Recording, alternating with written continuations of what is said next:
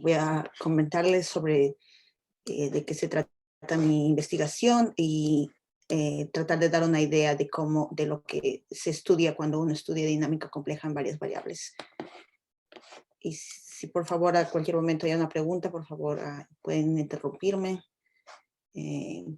Sé que la charla está planificada para 2 horas, pero quizás es un poco largo para todo eso, entonces quizás tomamos un momento, un descanso en algún momento, de unos minutos, y continúo. Entonces, voy a comenzar a hablar de la dinámica compleja en varias variables.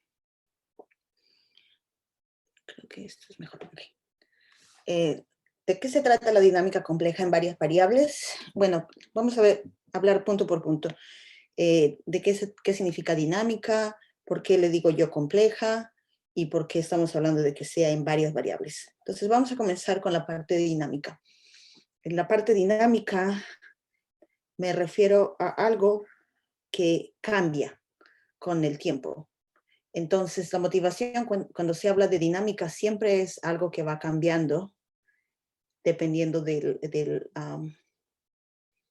número, del tiempo, de alguna variable que uno le quiera dar. Por ejemplo, este es mi slide de motivación y ejemplos.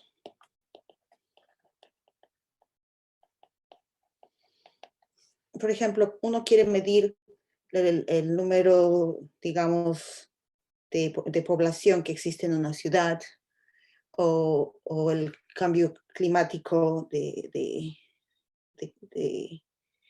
dentro de un país a través del tiempo. Todas estas cosas son ejemplos de dinámica.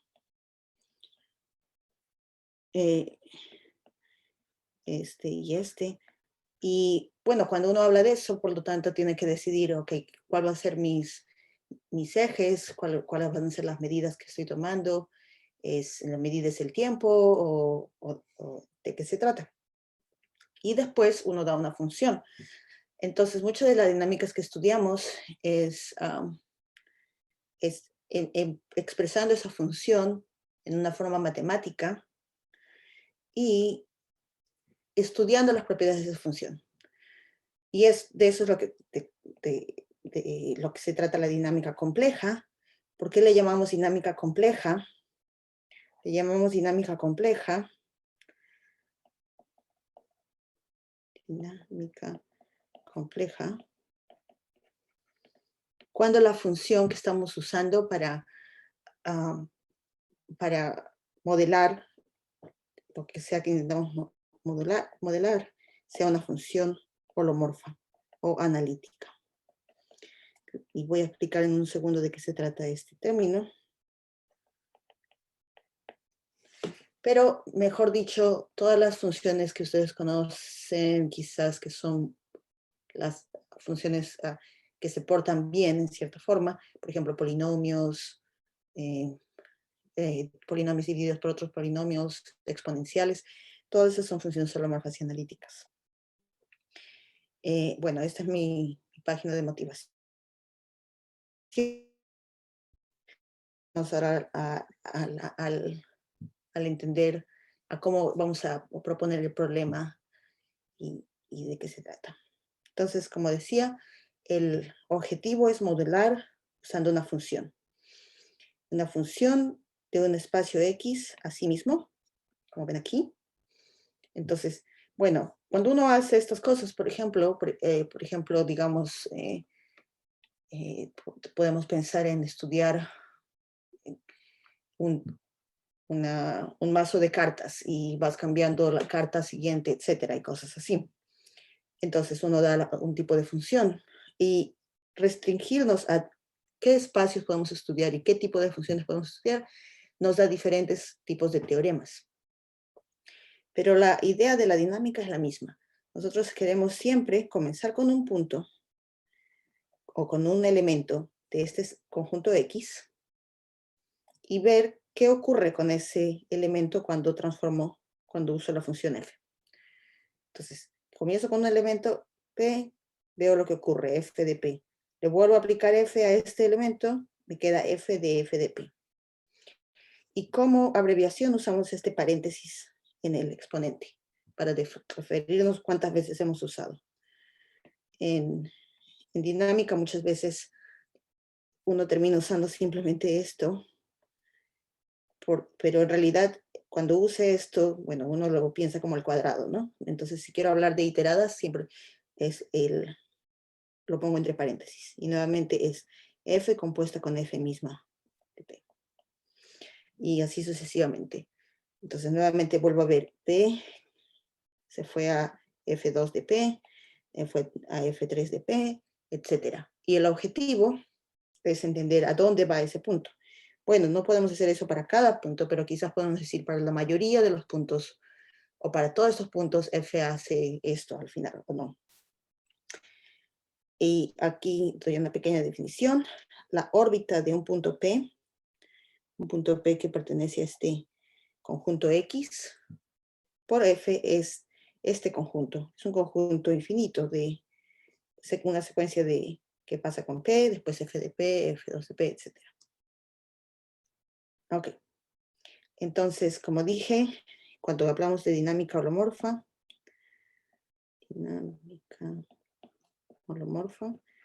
me refiero a cuando X tiene que tener una estructura de espacio complejo.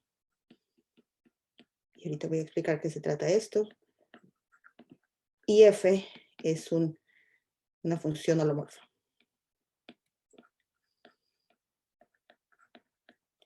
¿Y por qué nos centramos en en este específico tipo de análisis o de caso? Es porque en realidad hay otros tipos de dinámicas que estudian otras personas en el que las condiciones son diferentes. Entonces, por ejemplo, dinámica real no es un espacio complejo necesariamente, es un espacio real. Las funciones no tienen por qué ser holomorfas, pueden ser cualquier tipo de funciones. Entonces, como les digo, esta parte es bien específica del área de dinámica compleja, que es de lo que les voy a hablar yo. Vamos a comenzar con unos ejemplos más básicos y ver cómo ya en un ejemplo muy básico el comportamiento ya es bastante complicado, o sea, la dinámica ya se vuelve bastante complicada. Ok.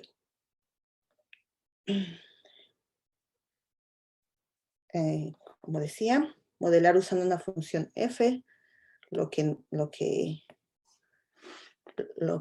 da es que dependiendo de f y de mi espacio x, voy a tener diferentes propiedades para la órbita o P. Y de punto P, por supuesto.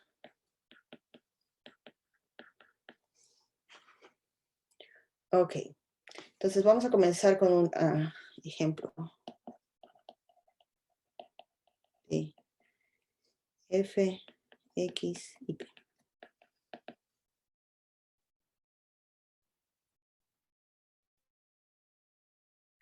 Entonces comenzamos pensando que es un espacio complejo, que es un espacio X, yo dije que tiene que ser espacio complejo o espacio analítico. Me refiero a que alrededor de cada punto de X, si uno toma un vecindario, un conjunto abierto alrededor de cada punto de X, se parece mucho al plano complejo a cierta dimensión. Entonces, para eso tengo que hablar primero del plano complejo, ¿no? Un espacio complejo, por ejemplo, X igual a C. Entonces, quizás esto es algo que han visto o quizás no, pero ¿qué es el plano complejo precisamente? Bueno, el plano complejo es prácticamente lo mismo que usar un plano real. Ustedes saben lo que se tratan los números reales. Nosotros normalmente los dibujamos en una recta. Y uno sabe que no existe un número real cuyo cuadrado me dé -1. Entonces, uno agrega un número llamado i, que es la raíz cuadrada de -1, y lo lo observamos o lo visualizamos de esta forma en un plano, en donde todo lo que tenga i va a estar en este eje y, por ejemplo, todos los números van a ser una combinación de número real más un número real multiplicado por i.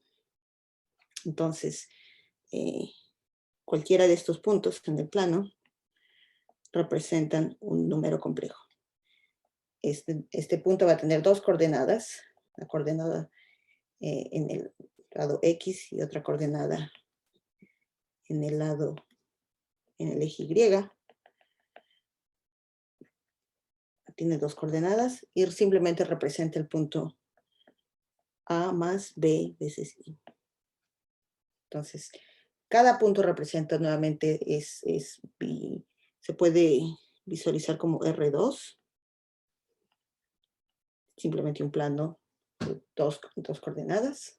Cada vector aquí o cada par representa esto.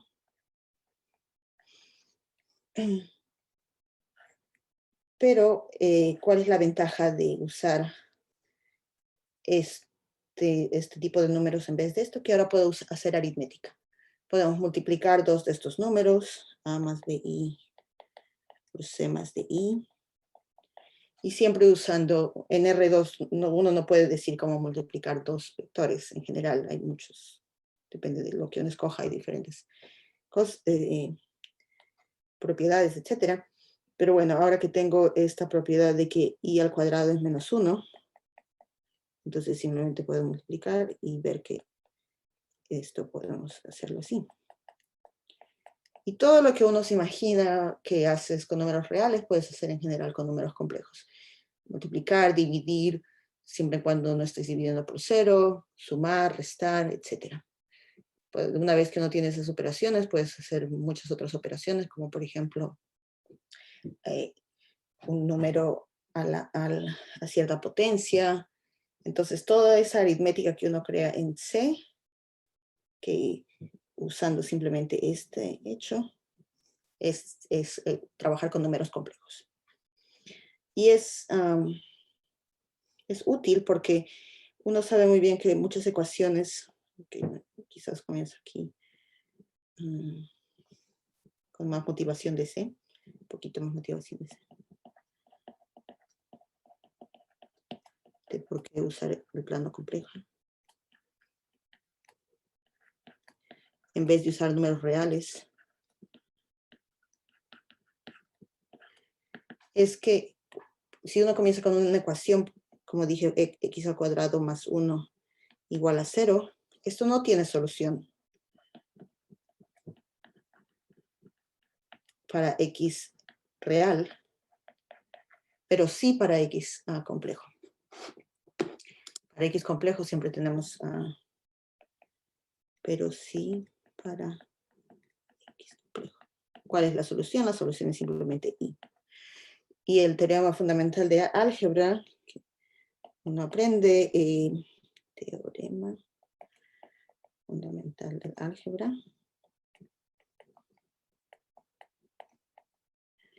es que cualquier ocasión polinomial, digamos x a la n más n menos 1, xn menos 1, más n menos 2, xn menos 2, cualquier ecuación que uno pueda imaginarse con cualquier coeficiente real, o después puedes extenderlo a coeficientes imaginarios.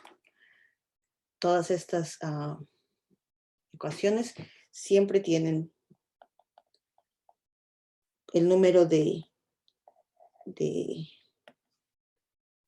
soluciones que corresponde al mayor grado, que no sé. Tiene soluciones en C. Y puede ser que tengas dos que son las mismas. Por ejemplo, aquí, bueno, aquí no son dos iguales. Uno es I y el otro es menos I. Entonces, cualquier polinomio tiene nuevamente soluciones, todas las que existen. Otra forma de decir lo mismo es que uno puede factorizar este polinomio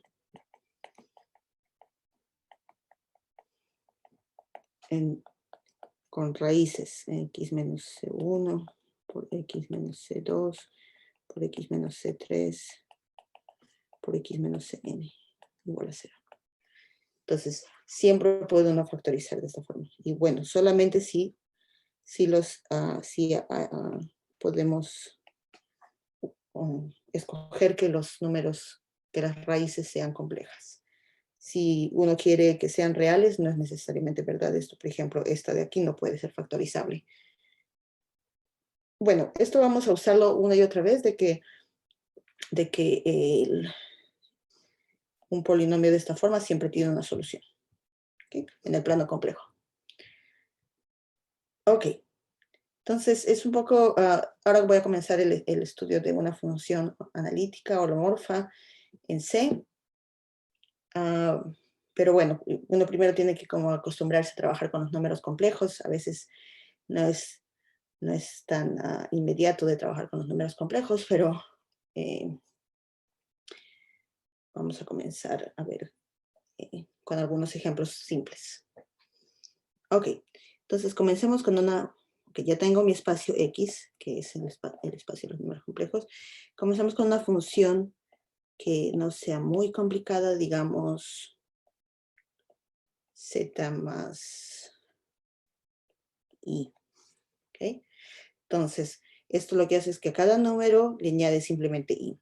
Entonces, veamos qué ocurre si itero dos veces. Bueno, si itero dos veces, tengo que tomar f de z. Y esto simplemente va a ser f de z más i. Y esto simplemente es z más i, lo cual me da z más 2i. ¿Alguna idea de cómo sería la fórmula para el fn de z? Si alguien quiere decirlo, escribir en el chat, quizás. Hacerse a mute también y decirlo. Bueno, sería z más n por i, ¿no? N por i. Exacto. Sería z más n por i, precisamente. Gracias. Sí, porque nuevamente uno vuelve a hacer lo mismo, ¿no? Z más 2i, más i de nuevamente, z más 3i, y etcétera, etcétera. Entonces tenemos una fórmula muy buena para qué es lo que ocurre para cualquier número complejo, ¿no? Z más n por i.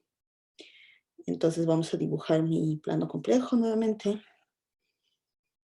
Y en vez de representar un punto, lo voy a representar simplemente así. Y digamos, este es el punto P, que es lo que hace fn de P. Fn de P transforma este punto. La parte real no cambia, simplemente le añades ni. ¿No? Esto es lo que está haciendo. Entonces, todos los puntos hacen eso, ¿no? Cualquier punto que uno escoja está saltando para arriba hacia ni. Entonces, si uno se imagina cuál es el límite de esto para cualquier z, no importa qué z uno comience, es infinito. Al final, el límite es un número que va creciendo, creciendo, creciendo. La parte real no, pero la parte imaginaria sí. Entonces, esto entendemos muy bien que el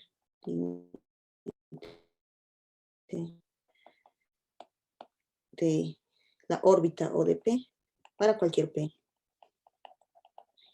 es infinito. O podemos decir es no limitado o ilimitado. No es que pare en ningún momento, no va a parar, va a continuar avanzando a alejarse. Ok, entonces ya entendimos este ejemplo.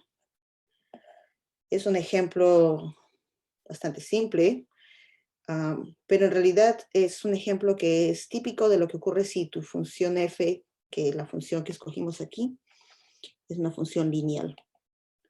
Entonces, todavía no les he dicho que es una función holomorfa específicamente, quizás no llegamos a decirlo, pero un tipo de función holomorfa es polinomial y entre los polinomios, el polinomio de grado 1 son funciones lineales, ¿no? Lineares. Lineal, digamos. Ok, entonces veamos un ejemplo más. Nuevamente, X igual a C. Digamos, F de Z ahora, bueno, como dije, no más simplemente Z más algo, pero digamos ahora, no sé, entonces Z más, o cambiamos aquí, un múltiplo de Z, ¿ok? Lambda por Z, donde lambda es una constante. Ok, so uno se podría imaginar, por ejemplo, 2Z o I por Z o Z dividido por 2. La constante va a variar, ¿no es cierto? Entonces, nuevamente uno investiga qué ocurre si hacemos la segunda iterada.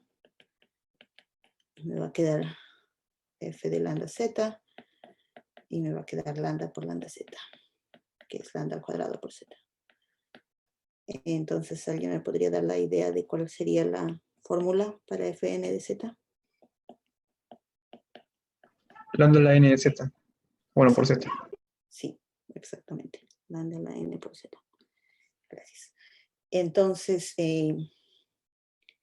es diferente al anterior porque ahora estoy multiplicando y anteriormente estaba añadiendo. Y no siempre cuando uno multiplica algo, algo se va al infinito. En realidad, si el lambda, por ejemplo, es un medio, estoy volviéndolo más y más chiquito. Entonces aquí, bueno, vamos a tener diferentes casos. Si lambda es menor que 1, y ahora, lambda es un número que dije simplemente constante, pero puedo escogerlo complejo o real. Digamos, pongámonos en la situación más general, lambda complejo. Entonces, un número complejo no es menor que 1, eso solamente se compara en la línea recta, pero puedo decir el tamaño de lambda, ¿no? Que simplemente recordemos que es un vector, entonces el tamaño de lambda menor que 1. Entonces tengo casos. ¿Sí? Primer caso.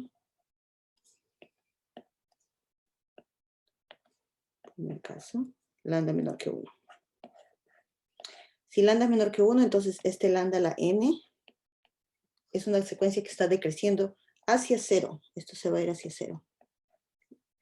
Lo mismo que decir es que el límite de este lambda n, cuando n va al infinito, es igual a 0. No importa que lambda 1 tome que sea menor que 1, cuando uno hace esto, se va a ir hacia 0. Entonces, esto está yendo hacia 0. No importa qué tan grande sea el z con el que comienzo, puedo comenzar con 1.000.000, pero en algún momento el multiplicar lambda tantas veces me va a hacer que sea súper pequeño.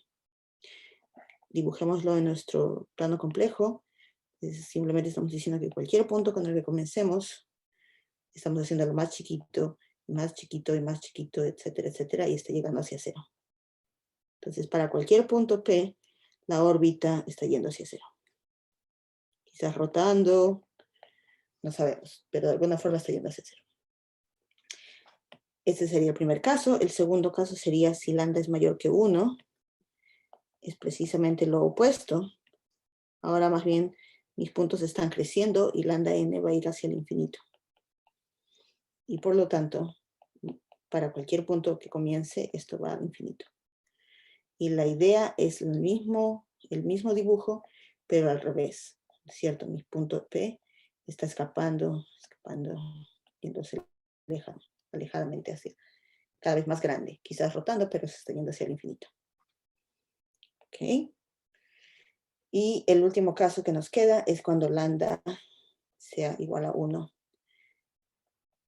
en módulo. Eso se llama, o en tamaño, ¿no? Entonces ahí es un poco diferente lo que está ocurriendo. ¿Por qué? Porque, bueno, es un número imaginario cuyo tamaño sea 1.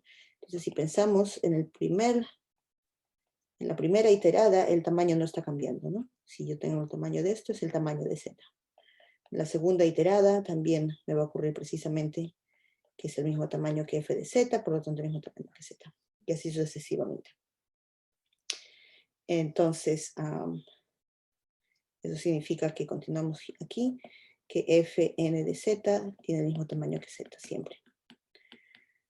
Y bueno, dependiendo de cuál lambda uno escoge, por ejemplo, si escogiste lambda igual a i, ¿ok? Este es un número que, o sea, cuando uno escoge f de z igual a i por z, Es un número cuyo módulo es 1.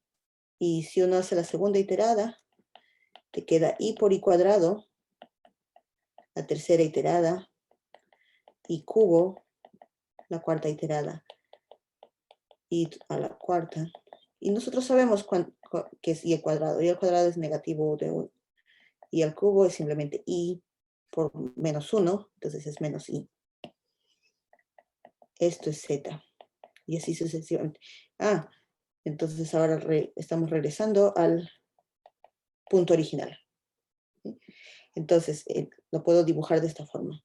Este número con el que comienzo, digamos z, el primer cambio, la primera iterada es i por z, que simplemente me va a cambiar si esto es a más bi, va a cambiar a menos b más ai, ¿no? Porque i por i cuadrado es menos 1.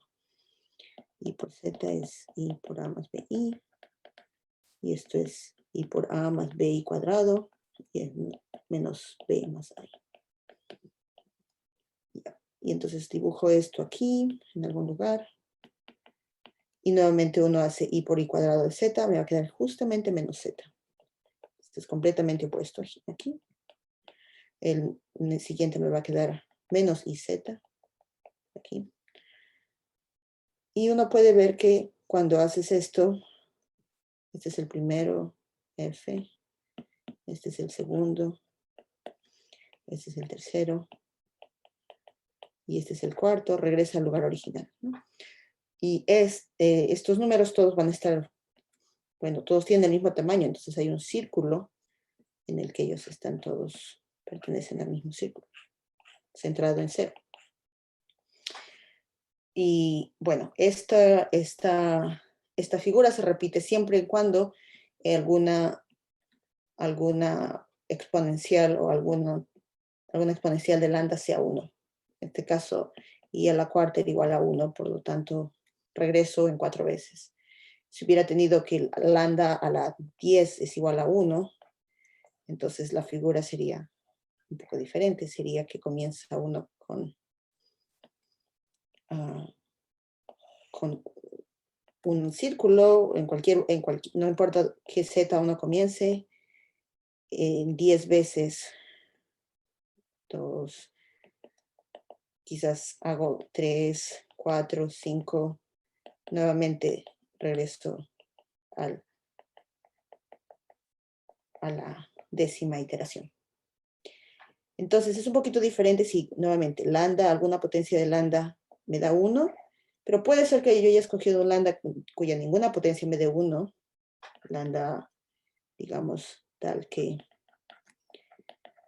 lambda la n siempre es diferente de 1 para todo n. Entonces lo que va a ocurrir es que más bien nunca voy a regresar. Más bien nunca voy a regresar al 1, al z inicial. Pero entonces voy a ir acumulándome. Tengo que pasar por todos estos puntos. Cada punto uno llega muy cerca a ese punto.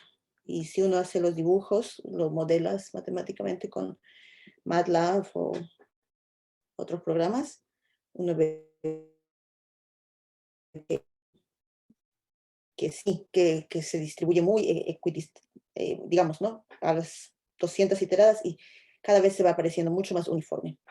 Es un teorema que se puede probar usando análisis de Fourier que se va a distribuir equitativamente. En el límite es equitativamente distribuido. Bueno, esto es la figura. Si lambda la n no es 1 para ningún n. Para todo n. ¿Alguna pregunta hasta ahora?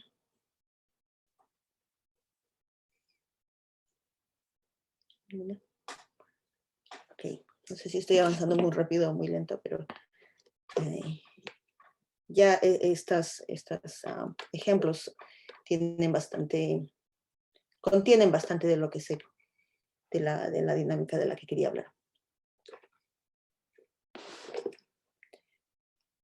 El último ejemplo de función lineal que voy a darles, nuevamente x es c, f de z ya no, lambda por z, o z más algo, digamos cualquier función lineal, ¿okay? A z más b, donde a no es 0, porque si no simplemente es una constante. Y a y b son constantes, números complejos. Ahora, tomar la fórmula de f al cuadrado de z va a ser un poquito más complicado. Es esto.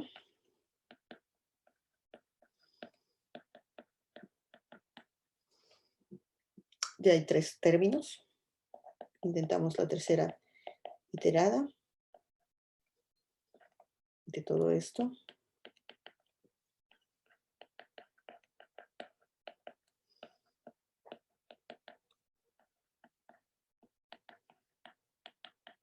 Entonces la fórmula va a ser un poco más complicada de la que hemos visto, pero de todas maneras uno puede encontrar una fórmula. Y bueno, si quieren encontrar la fórmula, lo pueden hacer, es un ejercicio interesante y entretenido. Y hay una forma de escribir estas partes en una forma más compacta. Pero la idea es, lo que va a ocurrir es prácticamente lo mismo, una combinación de las cosas que vemos arriba. ¿Okay? Lo que va a ocurrir es que aquí arriba mi f de z igual a lambda por z tiene un punto fijo, ¿no? Esto no lo hablé, no lo expliqué, pero tiene un punto fijo. Voy a escribirlo con otro color. Color verde. Tiene un punto fijo. El punto fijo es z igual a 0. Si agarro f de 0, me va a dar 0. O sea, no todos van al infinito, o no todos van a... Bueno, si comienzo en 0, ya estoy en 0. Y aquí también, no todos van rotando, pero el punto 0 se queda en el punto 0. Este de aquí no tiene necesariamente z como el punto 0, pero quizás pueda encontrar una solución. Si a no es 1, entonces a z más b igual a z tiene una solución. De hecho, uno puede encontrarlo explícitamente. La solución, el punto fijo, digamos zf, este es el punto fijo. Es simplemente que b dividido por 1 menos a. Por eso tengo que exigir que a no sea 1.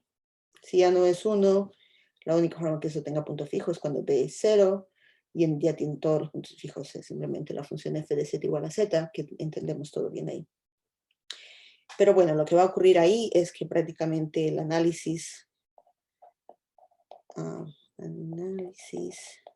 de lo que ocurre con estas iteradas, f de n, es alrededor, se centra, digamos, alrededor de este punto b sobre 1 menos a, en vez de alrededor de 0. Pero la idea es la misma. Si comienzas en ese punto b sobre 1 menos a, pues te quedas en ese punto. Pero si comienzas en otro punto que quizás no es ese, digamos, si uno comienza en un punto aquí, pues depende de dónde esté b sobre 1 menos a, digamos, este es b sobre 1 menos a, uno va a ir rotando alrededor de este punto. Si el lambda es mayor que 1, si el a es mayor que 1, por supuesto, si el a es menor que 1, uno va acercándose hacia este punto fijo. Y si el a es mayor a 1, no se va alejando. ¿Okay? Entonces, como les decía, los ejemplos de arriba ya contienen bastante de lo que ocurre con esta dinámica.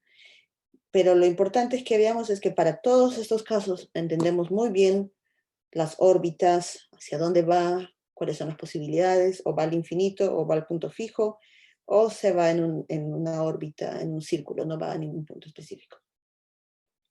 Entonces, el caso lineal está completamente entendido, completamente, no hay ningún misterio, por decirlo así. Pero ya el caso cuadrático, cuando f sea un polinomio de grado 2, ya eso se vuelve más complicado. Entonces voy a escribir aquí el siguiente caso. Okay, x igual a c, nuevamente, y mi función f va a ser f de z igual a una función cuadrática. El polinomio cuadrático más simple que podemos pensar. ¿Alguna idea?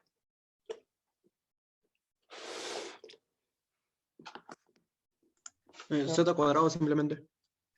Sí, gracias, z al cuadrado. Eso es bastante simple. Y pensemos cuál sería la enésima iterada de esto. ¿Ideas de cuál sería la enésima iterada?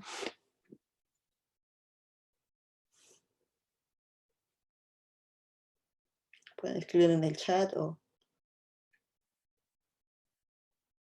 decirlo.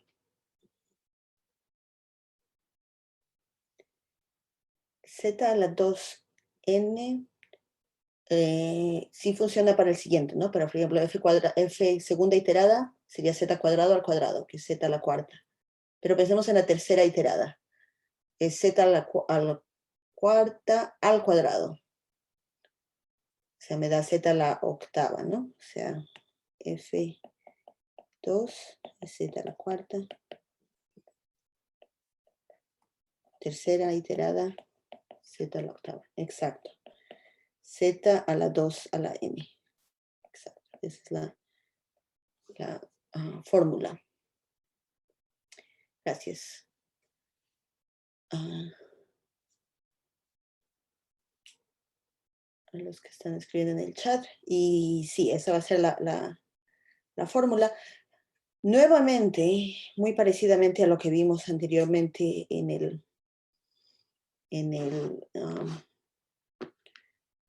el caso de z por un número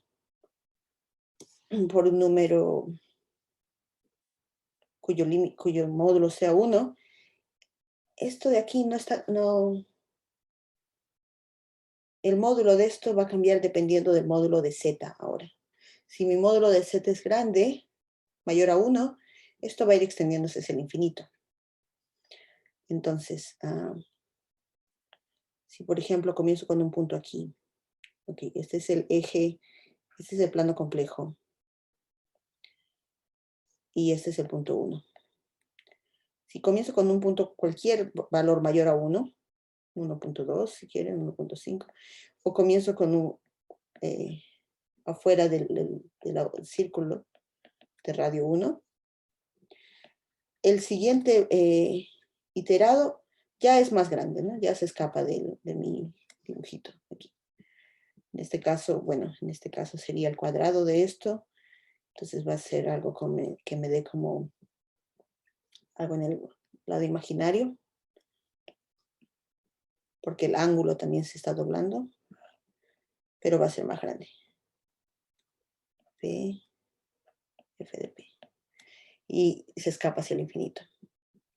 Entonces, si P en el plano complejo es un módulo mayor a 1, entonces la iterada se va al infinito.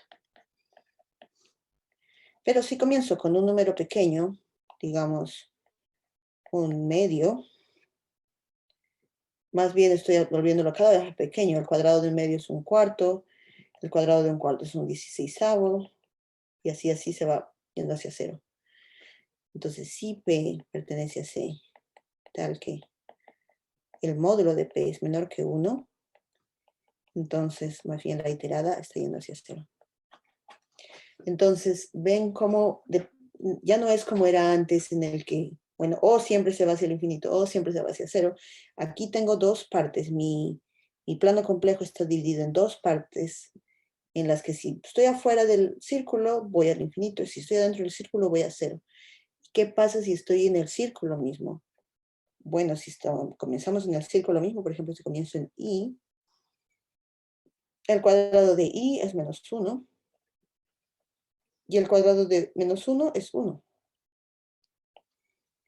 Y ya cuando estoy en 1, me quedo en 1. 1 al cuadrado es 1, 1 al cuadrado es 1, 1 al cuadrado es 1.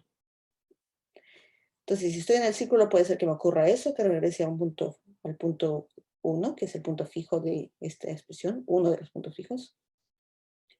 Y si no, estoy en el...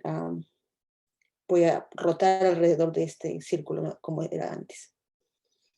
Entonces, vamos a escribir el tercer caso, si P pertenece al número complejo, tal que módulo de P es igual a 1, voy a tener dos casos. Un caso es que eventualmente llegas a 1 para algún n,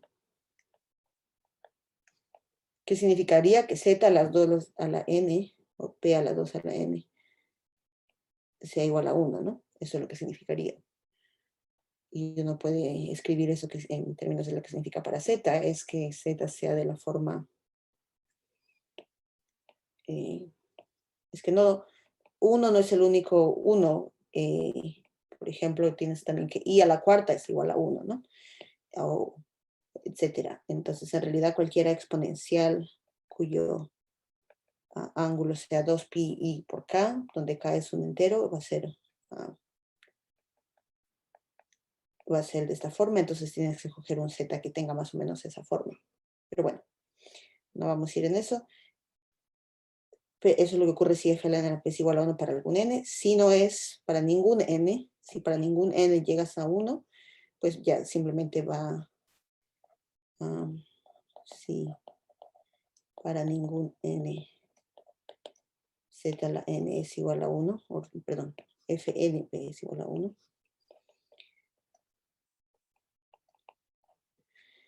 Entonces, la órbita se distribuye nuevamente en todo el círculo.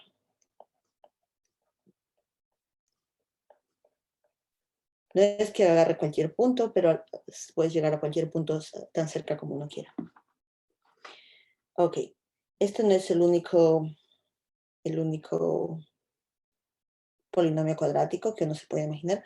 Antes de continuar con el polinomio o con un polinomio más digamos, general, ¿alguien me podría decir cuáles son los puntos fijos de este polinomio? ¿Cuál es la solución de esta ecuación? F de z igual a z. Para z cuadrado igual a z. 0 y 1. Gracias. 0 y 1. Exacto. Vamos a marcar estos puntos aquí. 0 y 1. Entonces, no es una coincidencia de que o va a 0, que es el punto fijo, o también se va a 1, que es otro punto fijo, o se va al infinito. El infinito también es un punto fijo, aunque no lo podamos ver directamente de esta definición, porque el infinito no es un número en general, pero si uno pudiese extender la definición de cómo se multiplica infinito por infinito, en este caso, sí nos daríamos que quedarme exactamente infinito. Entonces, por lo tanto, es el 0, el 1 y el infinito no es una coincidencia de que estos puntos que dependen de la solución de los puntos fijos son los únicos que en realidad pueden ser límites de la órbita. Y claro, si lo pensamos, la órbita P, f de P, f cuadrado de P, si tiene un límite, digamos Q, si aplico f a toda la órbita, el P se convierte en f de P, el f de P se convierte en segunda iterada de P, el f segunda iterada se convierte en la tercera iterada de P. Esto tiene que tender al límite de esto, que es f de Q. Pero es la misma secuencia de arriba. Entonces tiende a Q y también tiende a f de Q, entonces la conclusión es que tienen que ser iguales. Y esta es más o menos la prueba de por qué el límite siempre es un punto fijo. Esto nos da una buena idea de que solo pueden haber finitos puntos fijos para polinomios. En particular, vamos a otra página antes de será. En particular, todo polinomio, sigamos nuevamente con esta idea, x igual a z, f de z igual a todo polinomio cuadrático que nos imaginemos, mz cuadrado más nz, no son muy buenas. Todo polinomio cuadrático de esta forma, polinomio cuadrático, ¿cómo puedo asegurarme de que sea en realidad cuadrático? Asegurándome de que el coeficiente enfrente del z cuadrado no sea 0. Tiene dos puntos fijos. Bueno, en realidad 3 si cuento al infinito, pero no vamos a contar al infinito en este momento. Y en realidad esto viene directamente del teorema fundamental de cálculos, que dice que de la álgebra, que dice que f de z igual a z, tiene, pues es otro polinomio, es ac cuadrado más bz menos 1, b menos 1 por z más c, tiene dos soluciones, porque el grado es 2.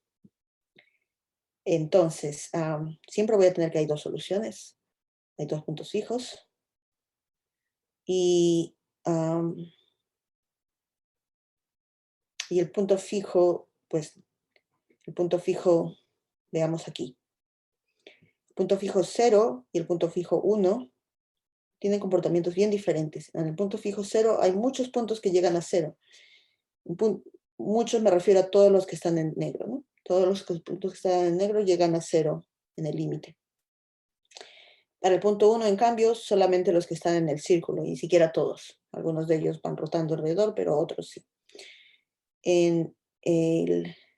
La diferencia entre estos dos puntos, una forma de ver la diferencia es ver qué ocurre con la derivada de f de z a cada uno de esos puntos fijos. Comencemos con la derivada de f de z. La derivada de un polinomio de este tipo z cuadrado es simplemente 2z. Entonces, si uno se calcula la derivada en 0, es 0, mientras que la derivada en 1 es 2. ¿Okay? Entonces, dependiendo de la derivada, puede ser que la derivada sea pequeña o grande, si es menor que 1 o mayor que 1 en tamaño. Y regresemos nuevamente a mi problema original aquí. Este polinomio f de z igual a lambda z también tiene una derivada.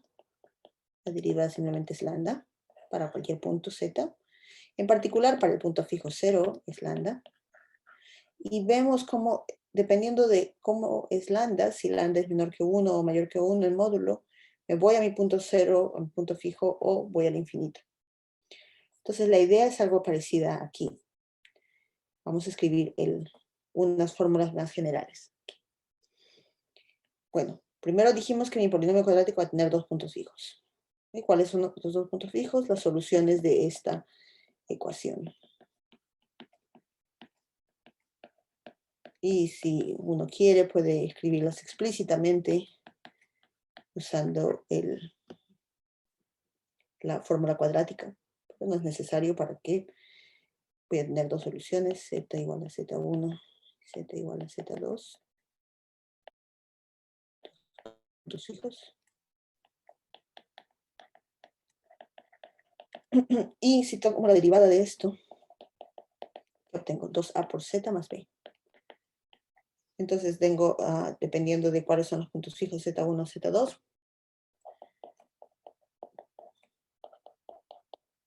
Vamos a llamarle a estos dos números lambda 1 y lambda 2. Lambda 1 y lambda 2 tienen como nombre los multiplicadores. Esta es la definición de multiplicadores en los puntos fijos z1 y z2 respectivamente.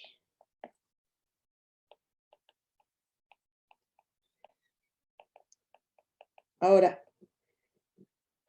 ¿recuerdan cómo en la forma lineal AZ más B realmente es simplemente como combinar la idea de lambda z y de z más una constante? Igual aquí. En realidad no me hace falta ver todos estos polinomios para entender todos los polinomios de grado 2. uno puede cambiar a coordenadas de forma que siempre puedes escoger que esto sea 1 y que esto sea 0. Entonces, mi forma más general para polinomios va a ser z² más c. X igual a c, y voy a tomar f de z, que sea z² más una constante. ¿Qué fue lo que dije? Lo que comenté arriba es que, y este es un ejercicio para ustedes que lo pueden intentar, es que si tenemos c f de z es un polinomio cuadrático, a z² más bz más d, digamos, para no confundir las variables con c. Entonces, con a diferente de 0, existe una función phi de z que sea lineal, mz más n, tal que m diferente de 0, f compuesta con phi inversa, es igual a g, donde g tiene esta forma más simple, z² más c. ¿Okay? Entonces, ¿de qué se trata esto? Mejor dicho, de que si uno lo ve, por eso es que uno tiene que esto es suficiente. Otra forma de ver esto es que en realidad este es tu conjunto C, este es tu conjunto C, f es esta función que me está llevando uno de otro, esta es mi función az² más bz más c más d. Pero no hace falta usar toda esta función, estoy diciendo que uno puede usar simplemente z² más c, haciendo que moviendo este c a otras coordenadas, mz más n. mz más n. Entonces, si lo ves de otra, este 0 va a cambiar a un punto n, este 0 va a cambiar a un punto n. Si uno lo ve en otras coordenadas, siempre puedes usar este mapa que es más simple. Y bueno, lo que ocurre aquí se traduce a lo que ocurre aquí al principio, porque lo que ocurre es que la segunda iterada también hace lo mismo. Y la segunda iterada de G, pueden chequear eso. Y en realidad cualquier enésima iterada hace.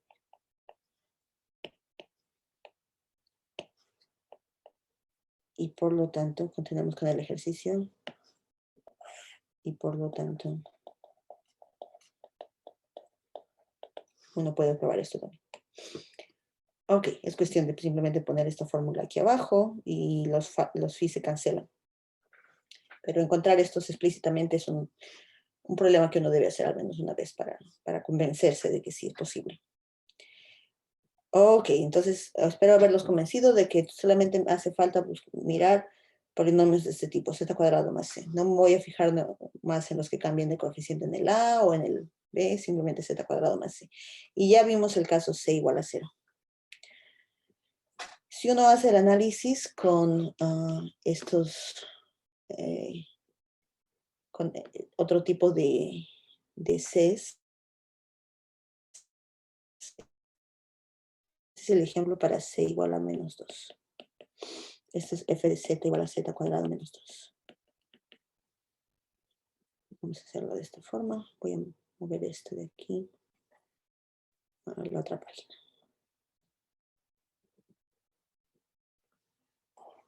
Vamos a ver.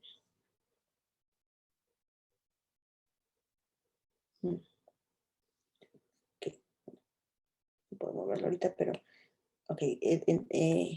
Estudiemos un poquito esta de aquí.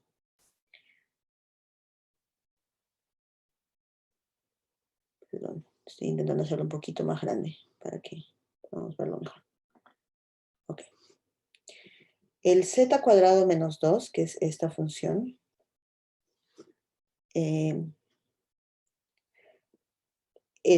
podemos encontrar los puntos fijos. ¿Cuáles son los puntos fijos?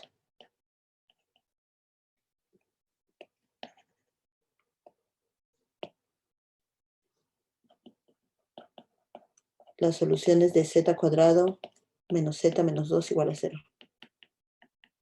¿Cuáles son? ¿Alguien puede escribir quizás en el chat? Focalizarlo.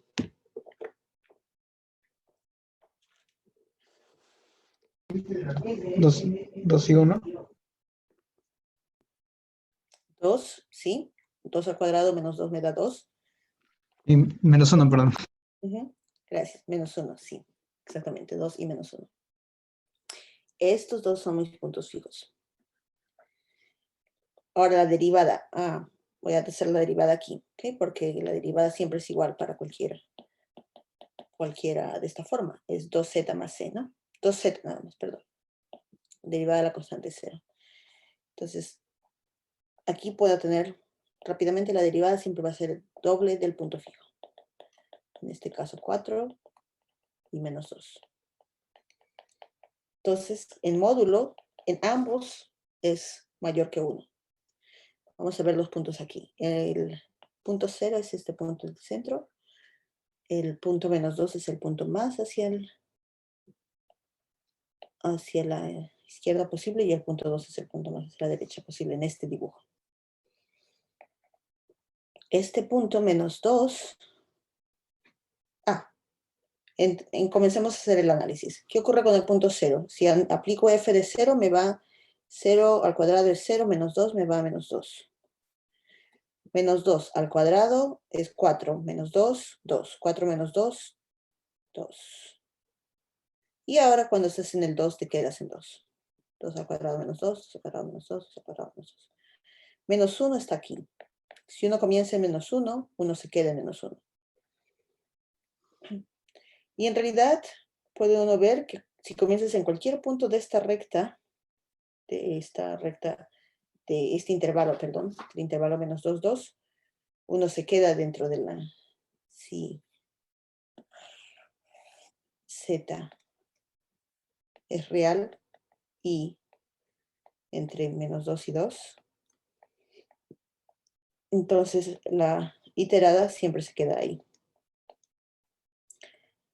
Y pues algunas van al 2, algunas van al menos 1 y algunas simplemente se quedan, comienzan a alternar en la recta, no paran, no llegan a ningún punto específico. Pero ocurre que si no estás aquí, si z está fuera de esto, todos se van al infinito. Si z no está en el intervalo menos 2, 2, entonces fn de z se va al infinito. Esto tampoco no es tan fácil de probar, ninguna de las dos cosas que he escrito aquí, pero las dos se pueden probar usando la aritmética. Comienzas con un z que comienza en menos 2 y 2 y ves qué ocurre con el z cuadrado menos 2.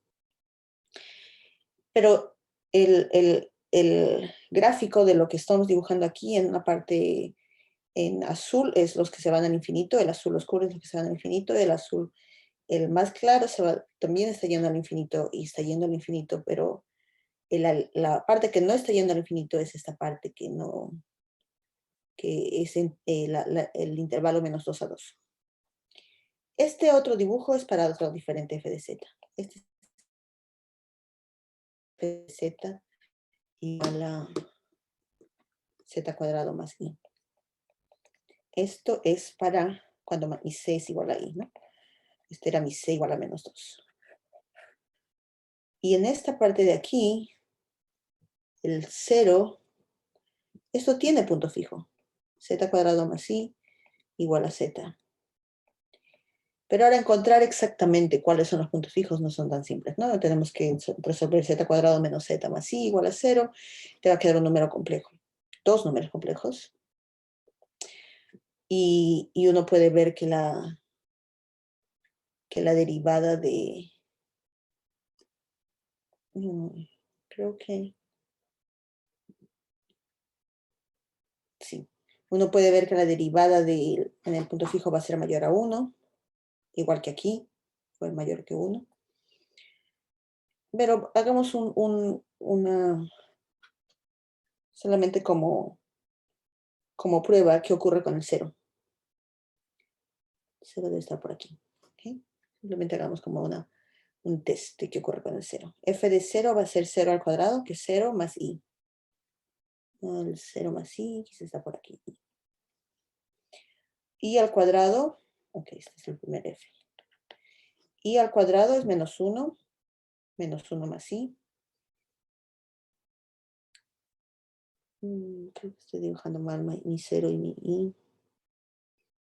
Bueno, menos 1 más i, digamos, está por aquí.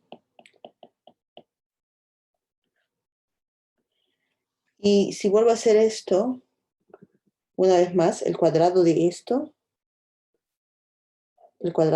es menos 1 más i al cuadrado. Es menos 1 al cuadrado. Menos 2i más i cuadrado. Me va a quedar menos 2i. Más i, me queda menos i. Menos i.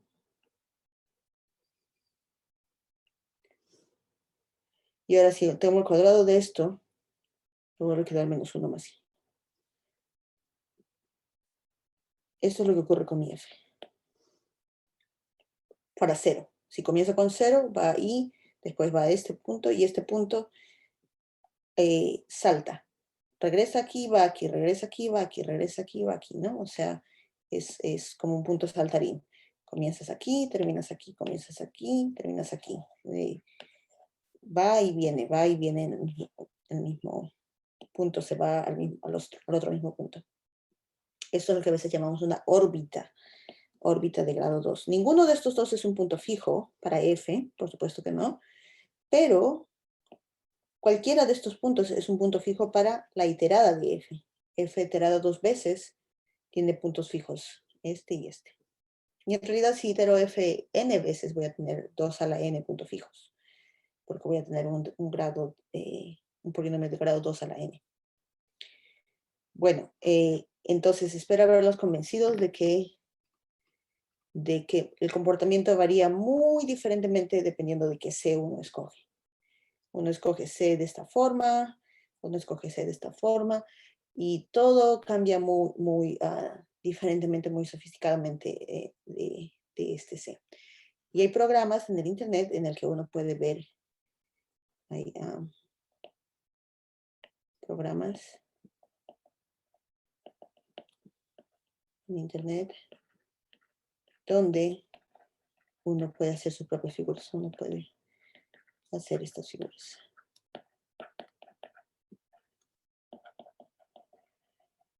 Entonces en el internet simplemente te va a decir, dame el C que necesites, tú le das el C al internet. Al programita hay uno que se llama QFractal o Fractal Stream, o también lo puedes hacer dentro de MATLAB mismo, o matemática. Hay comandos aquí mismo, y uno le da el C, y te va a dibujar la figura que yo les acabo de enseñar. Para C igual a 0, dibuja precisamente esta figura. Para C igual a menos 2, dibuja esta figura de menos 2 a 2. Y para C igual a I, era esta dentrita que vemos aquí. Es un poco raro, ¿no? Pero bueno. ¿Sí? Pero ¿qué está dibujando explícitamente el internet cuando estamos haciendo esto? Lo que está dibujando es en azul, lo que vimos en azul, que era en este caso era todo afuera. Lo que está dibujando es cuáles se van al infinito. ¿Okay? Aquí también está dibujando todo en azul, los que van al infinito. Aquí también está dibujando todo en azul, los que van al infinito. Y en realidad, la parte que no está dibujada, esa parte son las partes que, bueno, como vieron aquí arriba, hay partes que están en celeste, ¿no? Esta parte está en celeste. Si uno hace un zoom, ves que hay unas partes que están en celeste o un azul más bajo. No significa que no vayan al infinito. También están yendo al infinito, solo que demoran más. Lo que hace la computadora es ver cuándo, para cuáles valores el módulo de f de z se va a 2, por ejemplo, digamos. Una vez que escapas a 2, ya escapas a infinito siempre. Aquí está fijándose y pues demora un poquito más. Aquí también, y así más cerca a esta dentrita, así se llama esta parte que parece como muchos dientes, demora más. pero igual te vas a ir al infinito, ¿ok? No importa que tan cerca estés de la dendrita, igual te vas al infinito. El único lugar donde no se va al infinito es en esta dendrita específica. Es como un pelo, digamos así, que tiene muchas raíces y continúa como una raíz. Si estás en la misma raíz, no te vas al infinito, como aquí. Si estás en el mismo intervalo, no te vas al infinito, pero si estás cerquito del intervalo, igual te vas a ir al infinito, solo que vas a demorar un poco más. Esto es lo que dibuja un programa, cualquier programa que uno escoja. Y le damos nombres a cada una de estas partes. Las partes que se van al infinito le vamos a llamar un nombre, y las partes que no van al infinito le vamos a llamar otro nombre. Y los nombres son conjunto de Julia y conjunto de Fatou. Conjunto de Julia y Fatou. ¿Y quiénes son Julia y Fatou? Pues estos fueron matemáticos franceses del siglo XVIII, XVII, por ahí. Los dos eran, en esa época, ser científico era no solamente ser científico en matemáticas, sino en otras áreas, también gobernantes, había mucho intercambio entre esas dos cosas, a diferencia. Y ahora, y los científicos Julia y Fatou eran enemigos. Los dos estaban estudiando lo mismo y los dos querían ganar el mismo premio. Hay un premio de ese entonces que era muy prestigioso, el premio de la Academia Nacional de Ciencias de Francia, y eran rivales. Pero al final resulta que la historia los ha reconocido a los dos tienen conjuntos llamados de su nombre, conjunto de Fourier y conjunto de Fatou. Ellos son como en cierta forma los creadores de la dinámica compleja. Y esto fue lo que ellos estudiaron, polinomios de grado 2 en el plano complejo. Ahora voy a decirles exactamente cuál es el conjunto de Cooley y el conjunto de Fatou. Perdón, pensé que íbamos a tener quizás un descanso, pero creo que voy a continuar más bien y quizás terminamos un poquito antes. Esa es la definición que les voy a dar. Definición. Vamos a hablar de cuál es el conjunto de Cooley y cuál es el conjunto de Fatou. Ok, entonces estamos F, una función de C a C, F holomorfa. Como dije, es por ejemplo F de Z, Z al cuadrado más C, pero también podemos pensar en cualquier cúbica, Z al cubo más AZ más B, o también podemos pensar en funciones que no sean necesariamente polinomiales, pero no, pensamos solamente en funciones hasta polinomiales. ¿Okay? Todo cambia si uno hace funciones que no sean polinomiales, cambia mucho. Entonces, el KF le voy a llamar, este se llama el conjunto de Julia lleno. Conjunto de Julia lleno. ¿Y cuáles van a ser cuál es la definición? Es cualquier punto del plano complejo tal que su iterada, su órbita, la órbita del punto. Bueno, esto es, recordemos, es una secuencia de puntos. Esta órbita sea ilimitada. Se vaya al infinito, ¿no? Eso se llama el conjunto de Julia llena. Veamos aquí mis ejemplos anteriores. Es todo lo que estaba en azul, como les dije. Todo eso que estaba en azul es un conjunto de Julia llena. El borde de este conjunto va a ser un conjunto abierto, siempre va a tener muchos puntos que estén cerca del infinito, ya para comenzar. Uno puede ver que puede estudiar eso. El borde de este conjunto, el borde topológico, la frontera topológica, o el borde topológico de este conjunto. Esto me refiero a la frontera topológica. Frontera.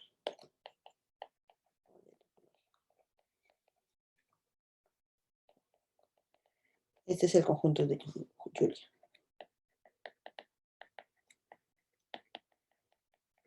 Entonces veamos aquí arriba mis ejemplos nuevamente.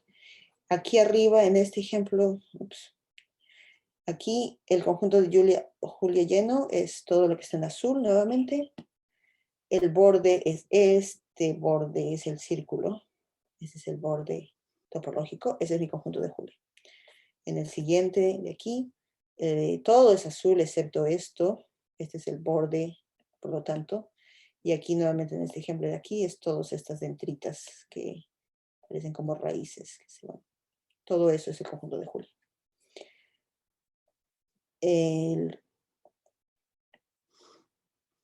El conjunto de Fatou, ahora en vez de, ahora tomo todo el plano complejo y le quito todo el conjunto de Julia, no necesariamente va a quedar el KDF, bueno, en algunos casos sí, pero en otros casos no. Por ejemplo, en el primer caso me queda KDF más todo lo que está dentro del círculo. Esto se llama el conjunto de Fatou.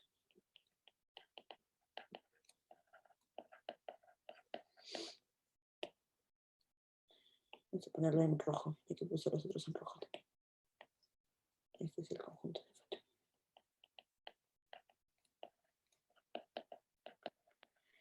Y vamos a hacer un ejemplo pequeño, por ejemplo, para ejemplos.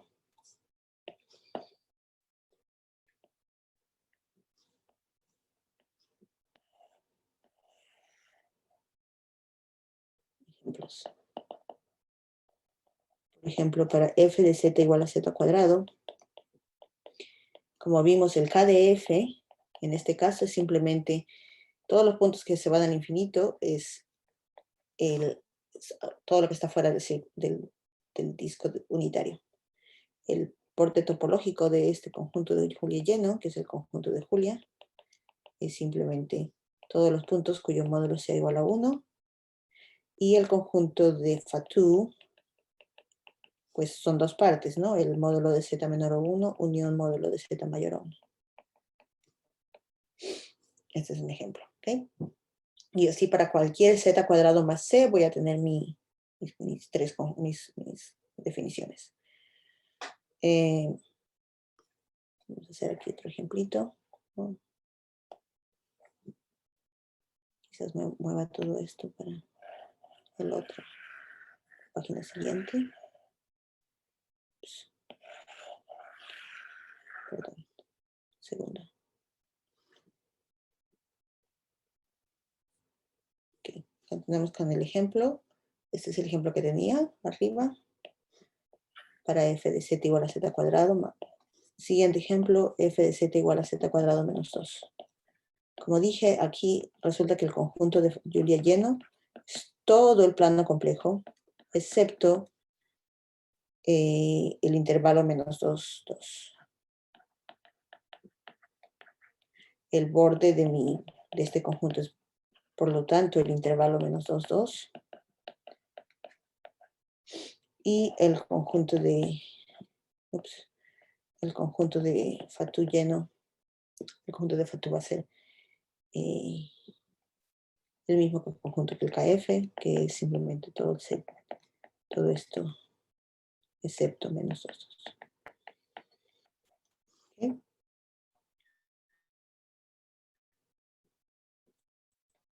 ¿Alguna pregunta por ahora? ¿Preguntas? Ok, en general voy a tener f de z es igual a z cuadrado más c, ¿no? Voy a tener que mi k de f siempre hay algo aquí, ¿ok? Siempre va a haber algunos que se van al infinito, simplemente porque esta es una expresión cuadrática, no importa qué tan grande sea el c o qué tan pequeño sea el c, siempre van a haber puntos cuyo al cuadrado más c te dan grandes, módulo mayor que el inicial z. Entonces, esto nunca es vacío. El borde de mi conjunto por lo tanto, también no es vacío. Y el conjunto de Julia, pues puede ser que tenga solo una componente, como en este caso, o dos componentes, como en el caso de aquí arriba.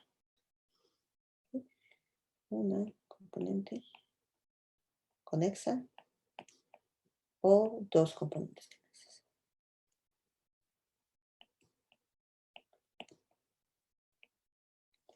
Y dependiendo de cuál C uno obtiene, si una componente conexa o dos componentes conexas, ese es el espacio de parámetros. Ese es lo que le llamamos el conjunto de Mandelbrot. ¿Okay? El conjunto de Mandelbrot es el espacio de parámetros en el que tengo una componente conexa. Ese es el espacio de Mandelbrot. Este K es el mismo K de acá arriba, perdón. K de F. Este es el C menos el conjunto de Julia. Si es conexo, le llamo parte del conjunto de Mandelbrot. Entonces, bueno, acabamos de ver que 0 está en el Mandelbrot, pero I no está en el Mandelbrot. Menos 2 no está en el Mandelbrot. ¿No? ¿Por qué? Porque, perdón, lo opuesto, ¿no? El espacio de parámetros es que quiero que el conjunto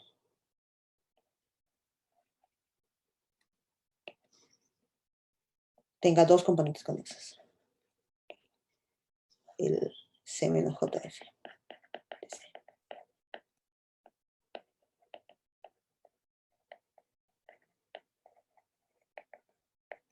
¿Ok? Entonces, como vimos, el 0 está en el conjunto de Mandelbrot, pero los otros dos no están. Hay otro conjunto que también usamos a veces, que se llama H, que es F de C tiene un ciclo atrayente. ¿A qué me refiero con esto? De que, por ejemplo, 0, ¿no? Que era z cuadrado más 0, f de z igual a z cuadrado, ejemplo. Tiene un punto fijo, que es el 0, y la derivada en ese punto fijo era 2z, que es 0. Módulo de la derivada es 0, que es menor que 1. Este es un punto fijo atrayente. ¿Cuál era mi C? Mi C es simplemente el C igual a 0. Entonces 0 pertenece a H. Bueno, una conjetura abierta, algo que no se sabe aún, una conjetura central de esta área, es de entender si es verdad que el interior de M es igual a H. No es claro para... bueno, es claro si uno dibuja estas cosas, pero no ha sido probado aún. Lo último que quiero mostrarles es esta página de aquí, que este es el conjunto de Mandelbrot. Este de aquí es el conjunto de Mandelbrot.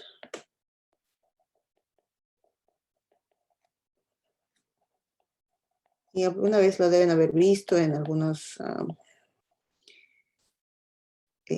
figuras famosas de matemáticas. El conjunto de Mandelbrot, como dije, es todo lo que está dibujado en negro. Aquí está 0. Menos 2 está por aquí afuera, porque no está en el conjunto de Mandelbrot. Y también está por aquí, no está en el conjunto de Mandelbrot.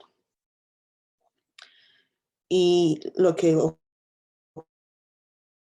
ocurre es de que si cualquier punto dentro de esta parte de aquí, pues vas a ver que el conjunto de Julia, si uno escoge este punto, por ejemplo, el conjunto de Julia se parece mucho como se parecía aquí, ¿no?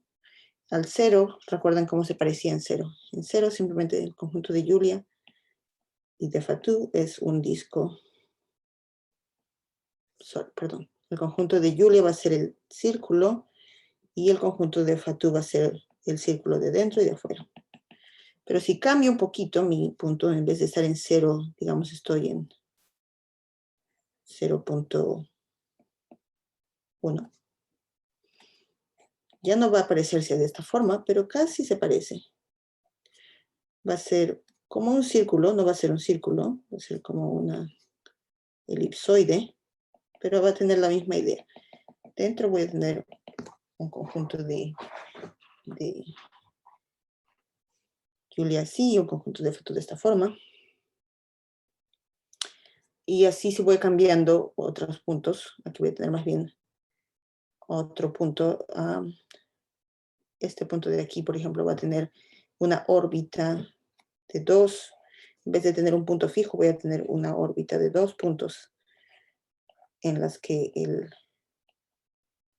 un punto va hacia uno y el otro punto regresa, como teníamos para el I, pero los dos son atractores. Voy a tener una cosa así. Sí, aquí debería haber dicho más de 2 componentes conexas. No 2 componentes, pero más de uno. Mayor o igual a 2. Perdón. Ok, aquí estábamos. Y de tener todos estos. Entonces, mis conjuntos de Fatou van a tener más componentes conexas. El conjunto de Julia es siempre conexo. Pero si estoy afuera, por ejemplo, como aquí -2 o afuera, este punto va a tener simplemente nuevamente una dentrita como conjunto de Julia.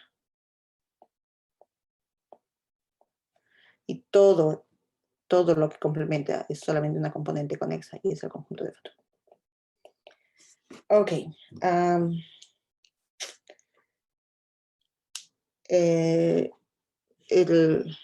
Cada una de estas partes, las personas estudian bien específicamente, bien, como podría decir, detalladamente y analizan todo sobre esto. Y esta figura, como se ve tan inofensiva, tiene mucha información y tiene mucha combinatoria dentro de ella para estudiar. Tiene muchas preguntas aún abiertas, como les comentaba. Hay nombres, por ejemplo, esta parte de aquí que se ve como un corazón, la parte principal. Esta se llama la cardioide principal.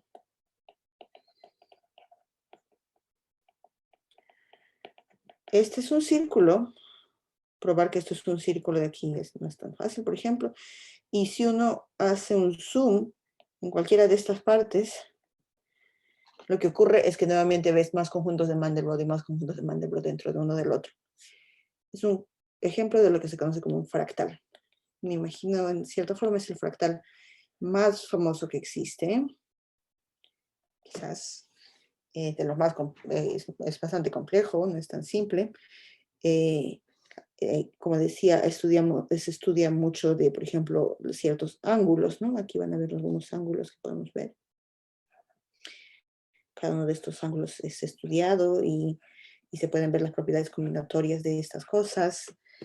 Y bueno, es el estudio de este conjunto de Mandelbrot.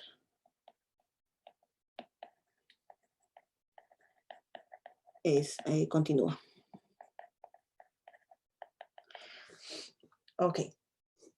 Lo último que quiero comentar, dije que esto era lo último, pero en realidad voy a comentar una página más, es que todo lo que hemos visto ha sido en una dimensión.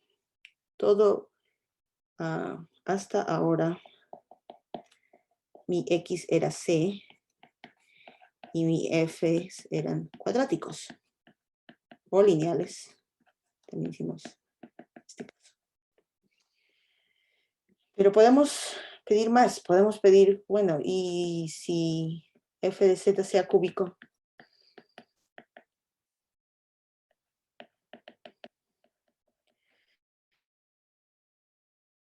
Pues todo esto continúa, como decía yo, en investigación, aún se investiga bastante.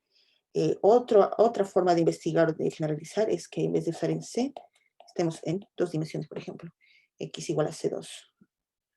Entonces aquí mi función es F, bueno, tengo dos coordenadas Z y W, pues puedo tener que una coordenada es lineal, pero la otra coordenada es quizás cuadrática, pero qué tal si es lineal, ahora combinando con el Z. Entonces, este estudio de todas estas cosas se vuelve mucho más complejo. Pero bueno, también se puede hacer, lo podemos tratar de entender lo mismo, puntos fijos, multiplicadores, etc. Esto es lo que se llama dinámica compleja en varias variables. Y es un área de matemáticas más reciente que la historia de Fatou y de Julia. En realidad el estudio de dinámica compleja en varias variables es de los últimos, qué sé yo, 40, 50 años, no es tan antiguo. Y esto es lo que yo estudio. Una de las cosas que estudio es dinámica compleja en varias variables de este tipo. Bueno, voy a acabar aquí. Muchas gracias por su atención. Bien, muchas gracias. Muchas gracias, doctora Liz. La exposición creo que estuvo muy entendible. Bueno, en esta sección, los presentes, si tienen alguna consulta por hacer, algo general. No sé si tienen alguna pregunta. Sí, yo tengo una. Mencionó en la exposición, creo que hay un estudio combinatorio de esto, o tiene una relación a la combinatoria. No sé si tendría algún ejemplo de eso. Sí, un ejemplo es, por ejemplo, estos ángulos que estaba mencionando. Entonces, lo que hacen es dividirlo por 180, digamos, ¿no? Este ángulo va a ser 1/5, o el otro 2/10, 2/5, 3/17 y cosas así. Y resulta que cada uno de estos números, los ángulos racionales, tienen una recurrencia que ver con estos otros números. Entonces, 1/5, 2/7, 3/17, intentan ver de qué se trata, ¿no? Cuál es la secuencia, y todo esto tiene mucho que ver con combinatorias en fracciones o en números enteros. Es algo bien interesante, pero bueno, tiene que ver con los ángulos y dado el ángulo, pues como vemos aquí, los ángulos no acaban, ¿no? Pues podemos decir más sobre si estás en este ángulo, por ejemplo, en el 2/17, digamos, ¿no? Este es, no sé, 15/7 o lo que sea, puedes decir, toma 7 veces, o tiene una órbita de 7, de periodo 7 o cosas así. Entonces, esta es la parte combinatoria que se usa, que es interesante y relacionado con combinatorias. ¿Eso responde a tu pregunta? Sí. Sí, gracias. Bien, no sé si alguien más tiene alguna pregunta, alguna consulta. Buenas tardes. Sí. Buenas tardes, Liz. Habla Osvaldo. Hola, Osvaldo, Tenía ¿cómo estás? una pregunta. Me da curiosidad saber en varias variables qué tipo de herramientas utilizan en el trabajo, qué tipo de dificultades se presentan que en una variable no observas.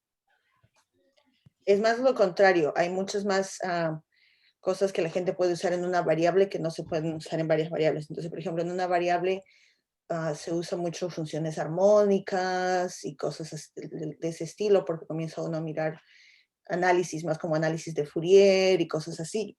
Y esas cosas más bien como que faltan en varias variables. Entonces, no existe esa teoría.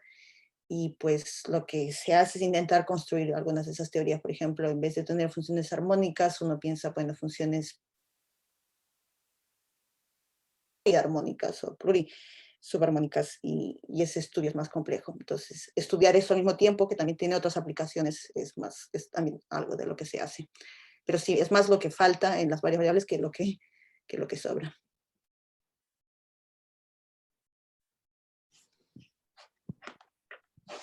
Claro, y temas de dominios de holomorfía,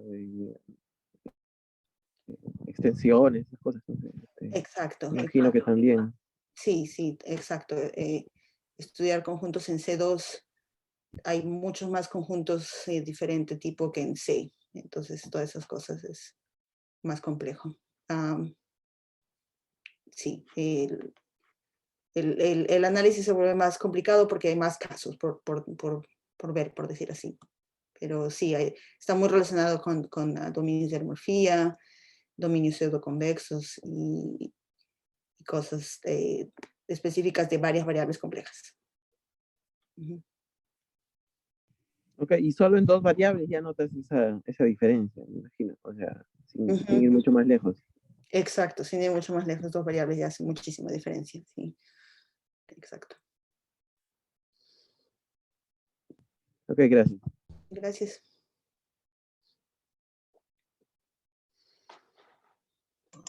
No sé si alguien más tiene alguna pregunta que hacer. Yo tengo una pregunta, digamos. Buena. Ujú. ¿Ya? Y siempre he escuchado que aparecen las funciones cuasi conformales en dinámica compleja. Exactamente, ¿cómo es que aparecen esas funciones? Voy a dar un ejemplo aquí, por ejemplo, del el lambda por z. Esta es una función que...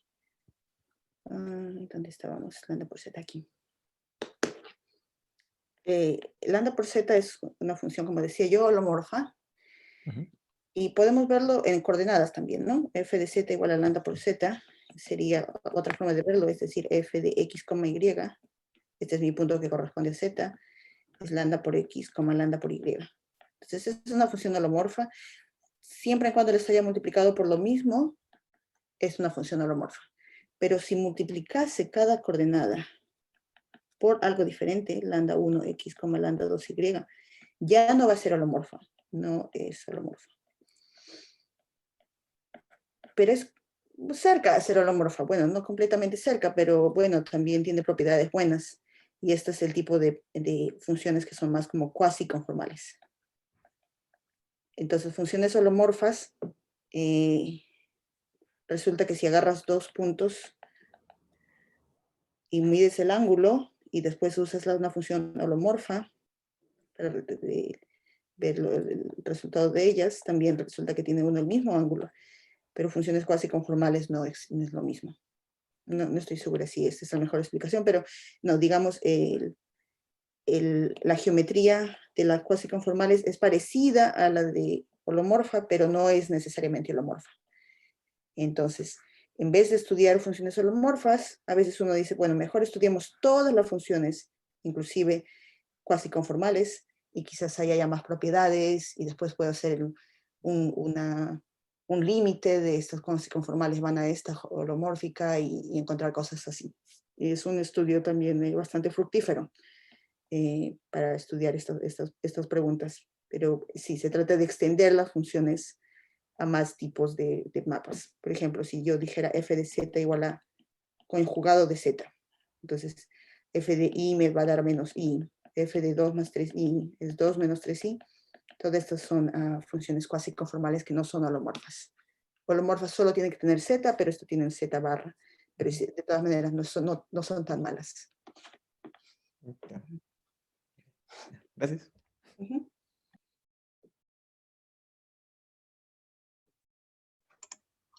Bien, no sé si alguien más tiene alguna otra consulta, alguna otra pregunta. Alguna bibliografía. Hay un libro de Milnor que se llama Dinámica de una variable compleja, que es muy bonito. Lo voy a escribir aquí para todos. Dinámica de una variable compleja.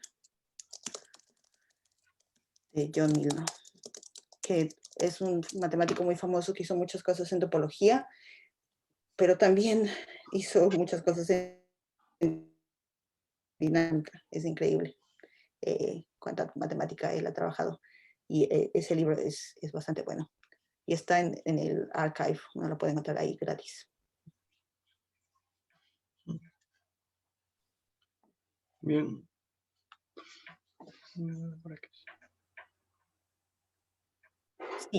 Sí hay condiciones para que el conjunto de Julia en general va a ser un conjunto bastante fractal y hay dependiendo de la medida de Hausdorff que tenga uno, va a tener que estar en el borde del conjunto de Mandelbrot o no. Está bastante relacionado con el conjunto de Mandelbrot, en donde uno se encuentra en el conjunto de Mandelbrot. Sí.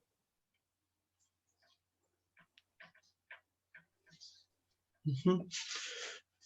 Yo tengo una pregunta acerca del conjunto de Euler lleno. Bueno, tengo entendido que eso también se puede poner para funciones holomorfas, ¿cierto? Sí. Ujú. Entonces, ¿es posible que sea todo el plano complejo, ese conjunto, para alguna función? Sí, esa es una buena pregunta. Sí, sí, ocurre que para los polinomios siempre se va a dividir en como Claro. bastantes áreas finitas, ¿no?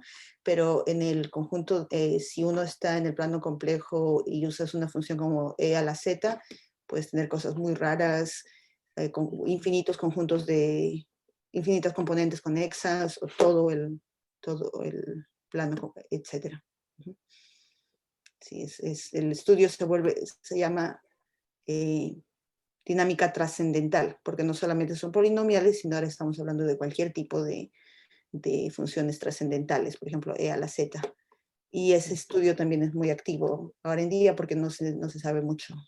Se ha usado bastante las herramientas de derivadas y del teorema fundamental del álgebra que habla de polinomios, pero no tenemos un teorema así en general bueno, no debería existir un teorema así para exponenciales, entonces se estudia eso con otras formas.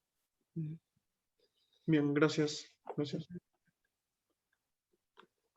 ¿Alguien más tiene alguna otra pregunta?